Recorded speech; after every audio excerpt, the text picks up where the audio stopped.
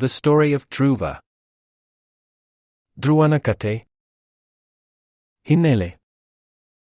ಧ್ರುವ ರಾಜ ಉತ್ತರಪದ ಮತ್ತು ಅವರ ಪತ್ನಿ ಸುನೀತಿಯ ಮಗ. ಆದರೆ ರಾಜನು ತನ್ನ ಎರಡನೆಯ ಹೆಂಡತಿ ಸುರುಚಿ ಮತ್ತು ಅವರ ಮಗ ಉತ್ತರ ಪರವಾಗಿ ಒಲವು ತೋರಿದನು.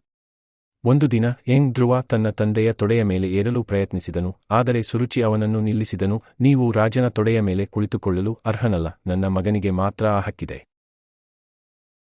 ಎದೆಗುಂದಿದ ಮತ್ತು ಅವಮಾನಕ್ಕೊಳಗಾದ ಧ್ರುವ ತನ್ನ ತಾಯಿ ಸುನೀತಿಗೆ ಓಡಿಹೋದನು.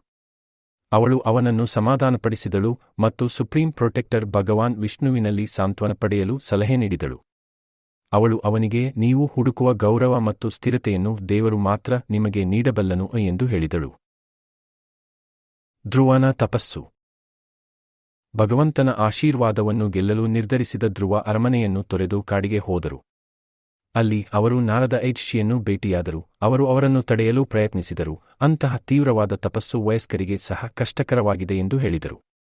ಆದರೆ ಧ್ರುವನ ಸಂಕಲ್ಪವೂ ಅಚಲವಾಗಿತ್ತು. ತನ್ನ ಡಿಟರ್ಮಿನೇಷನ್ ನಿಶ್ಚಯದಿಂದ ಪ್ರಭಾವಿತನಾದ ನಾರದನು ವಿಷ್ಣುವಿನ ಭಗವಂತನನ್ನು ಧ್ಯಾನಿಸಲು ಮಂತ್ರವನ್ನು ಕಲಿಸಿದನು.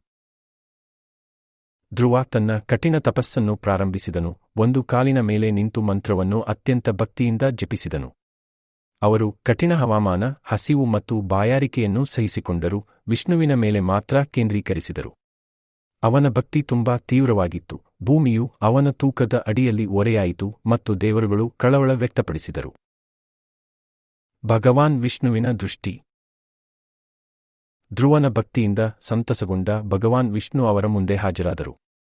ಭಾವನೆಯಿಂದ ಮುಳುಗಿರುವ ಧ್ರುವ ಮಾತನಾಡಲು ಸಾಧ್ಯವಾಗಲಿಲ್ಲ. ವಿಷ್ಣು ತನ್ನ ಶಂಖದಿಂದ ಕೆನ್ನೆಯನ್ನು ಮುಟ್ಟಿದನು ಮತ್ತು ಧ್ರುವನು ಭಗವಂತನನ್ನು ಹೊಗಳಿದ ಸುಂದರ ಸ್ತೋತ್ರಕ್ಕೆ ಸಿಲುಕಿದನು.